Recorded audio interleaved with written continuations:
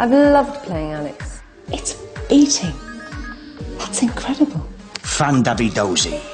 Now then, Bollinger Knickers, you're going to kiss me or punch me? I always knew that it was going to be a sort of 3-series sort of arc, you know, so I knew where they were pitching her at the very start, and that would change quite dramatically. You know, she'd have a really long journey.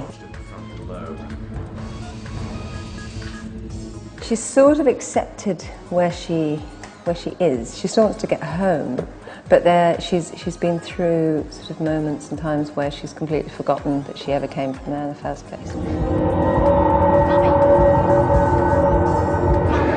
This last series 3 has been all about her trying to find out what happened to Sam, because she thinks, as well as then being able to tie up, you know, the writers and the production being able to tie up the strands of what happened to Sam, because we never found out because there are only 2 series, and also it leads Alex to find out why she's there. The fans really love the show, you know, and the characters, you know, they all get dressed up as the characters, and it's really flattering, really nice. Well, there's only one thing for it. Let's fire up the Quattro. When you spend this much time on a show, you know, there's a lot of time to be had sat around going, what do you think the end's going to be? In the green room. So we'd sort of covered every theory, as I imagine people who are, you know, fans of the show will have done.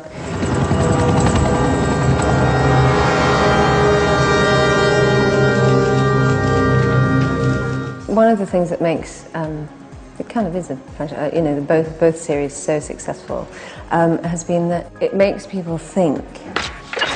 Bolly! Balls!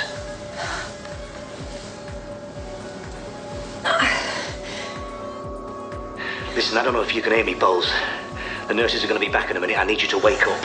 What about if I gave you a slap? Would that help? It certainly made me think, watching Mars and thinking, what's, you know, tying up all the clues and and it doesn't just lay it on a plate, so, you know.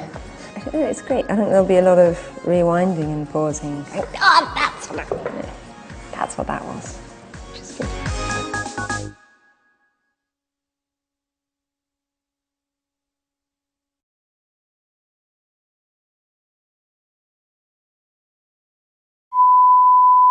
In a funny sort of way, where we're at the moment, I think it'd be quite hard pushed to get something like Life on Mars or Ashes to Ashes made now, which I think is rather sad. Is this strictly necessary? No, but it's bloody good fun now. Phil has that amazing presence naturally as an actor. He's technically such a great actor as well, and it was kind of, all of a sudden I was in Ashes to Ashes, and I just had to sort of forget all about that and just play the character.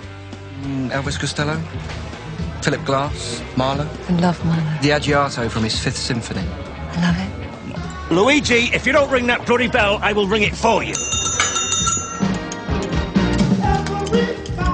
I think it's always difficult for an actor to know what's happening, because we don't film chronologically.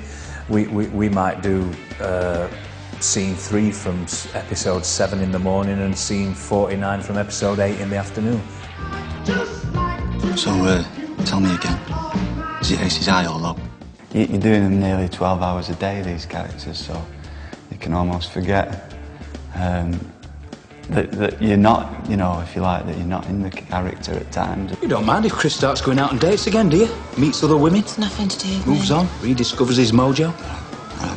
Puts his face between 2 big, lovely fun bags and goes... Like I said, it's nothing to do with me. It just kind of feels really natural going back, like the 3rd series, just knowing the character so well. It's very different to when you normally get a new part and maybe you're on them for 6 weeks. To be able to go back to the character is really lovely. Shaz. I know, Gov. Tea for 15 and I'll put the Bourbons on a plate. The word. My favourite moment, getting kicked off the set with Dean in episode 1 and leaving Phil to do a scene to 2 empty chairs. That was quite a lot. We just got the terrible, uncontrollable giggles like I've never known ever in my life. Ta-da! Strange, this show, isn't it? We are police officers and we will behave like police officers. We will fight, slap, knock down, beat up, and intimidate to hold back the wave of scum. That is our right and that is our duty. This iconic character that we've created, for me it was, I remember being on Oxford Street a couple of years ago and someone walked past me with a Gene Hunt t-shirt with one of his aphorisms on. I thought, my goodness, we have created a monster here. He's on calendars and everything, I've seen. I don't think he's quite in the league of Stephen Fry or Judi Dench. Judi Dench, Stephen Fry, Gene Hunt.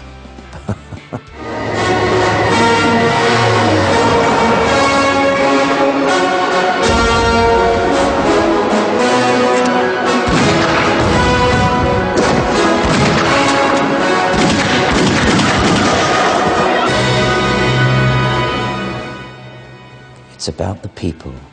They want bold, innovative, character-driven drama. Good night.